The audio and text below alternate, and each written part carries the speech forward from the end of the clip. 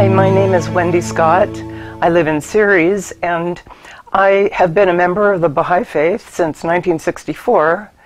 I discovered it when I was going to college, and I was 17 at the time, so it's been a long time. The Baha'i Faith has a very interesting and detailed history that was written down, but I'll try to summarize it in a few minutes. We have two prophet founders of the faith. The first one, the prophet forerunner, was Sayyid Ali Muhammad. He was born in 1819.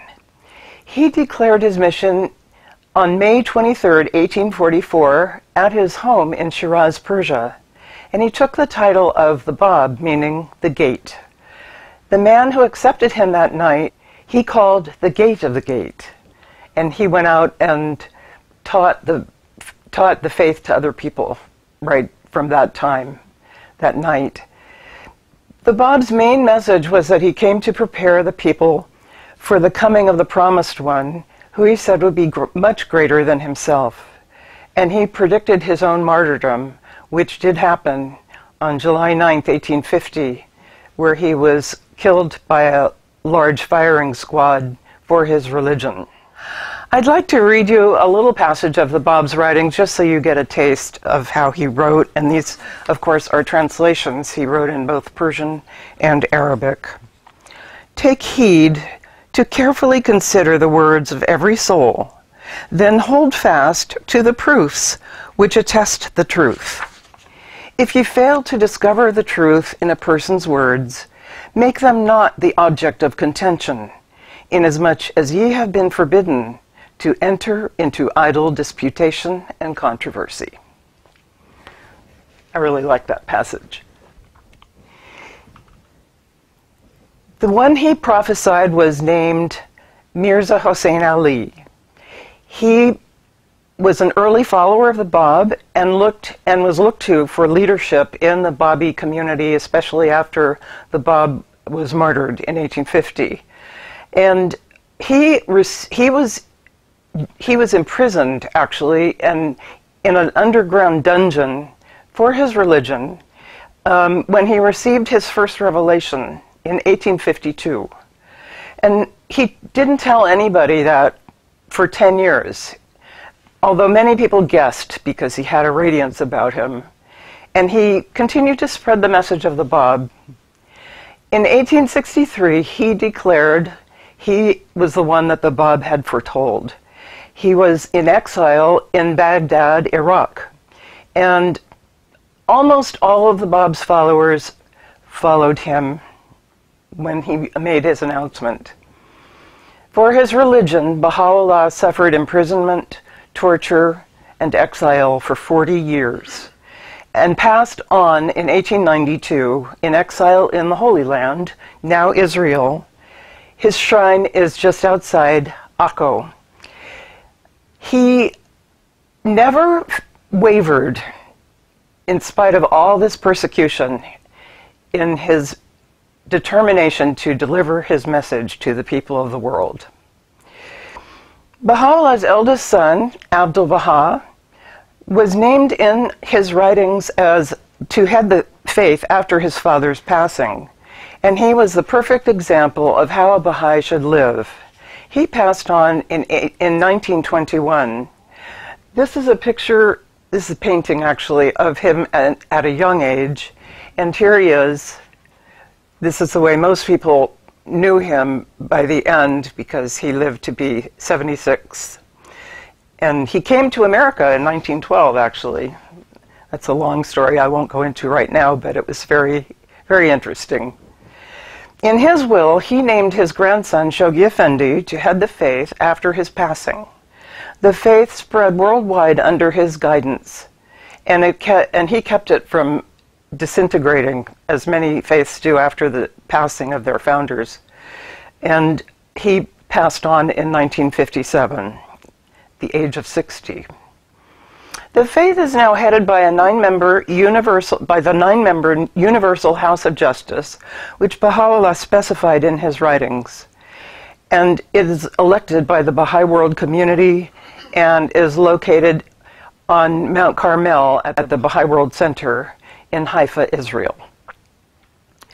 To summarize the tenets of Baha'u'llah's faith, he revealed there is only one creator, no matter what we call him or her, revealed through messengers down through human history, the founders of the world's religions. He said that the world's religions were basically one, like the chapters in a book, and that they were brought to mankind to raise us up, both spiritually and socially. Baha'u'llah taught that mankind is one family, and world unity is our main goal. His social teachings include a spiritual solution to the economic problem, that we need a universal auxiliary language, that we should have universal peace. He taught the equality of men and women, which was quite unique in religious contexts. He said we needed a world tribunal with a universal language and universal weights and measures and currency. He said science and religion should harmonize. Basic teachings of all, he said the basic teachings of all the religions agree. And he's talking about their spiritual teachings, like the Golden Rule, for instance, which is in every religion. He taught that we needed to eliminate all forms of prejudice, religious, racial, all kinds of prejudice, and that it was a moral imperative. So all Baha'is work on this very hard. He taught that we should independently investigate the truth for ourselves. So he specified that we would have no form of clergy in this faith. He said we all need universal education so that we can know the difference between truth and falsehood. And he also taught that we needed to eliminate the extremes of wealth and poverty. As far as our daily life is concerned, since there are no clergy, there are also few rituals in the faith, and they're mainly done voluntarily and in private.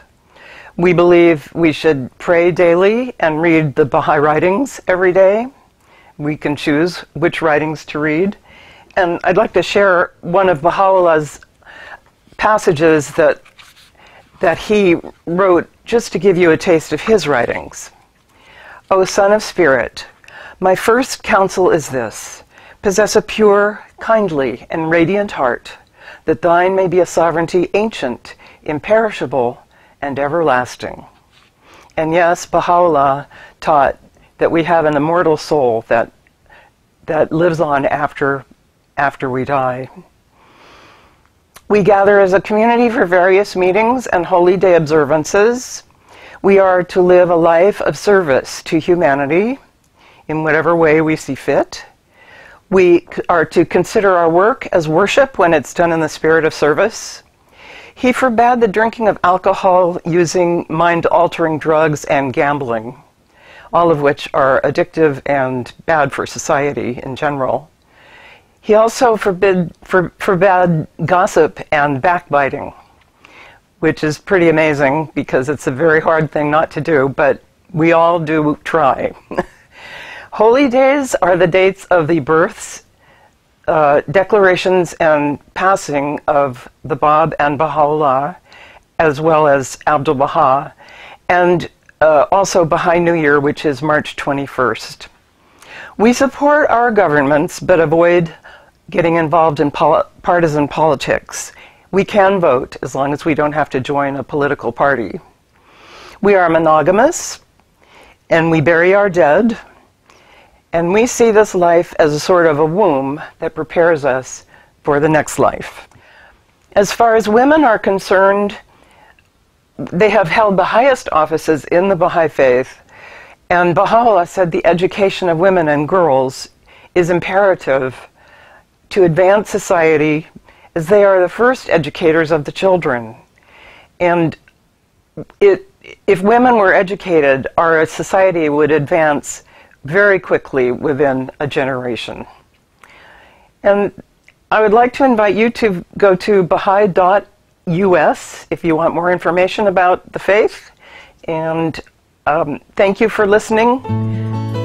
Again, I'm Wendy Scott. I live in Ceres I'm not a Baha'i leader, just a member. Thank you.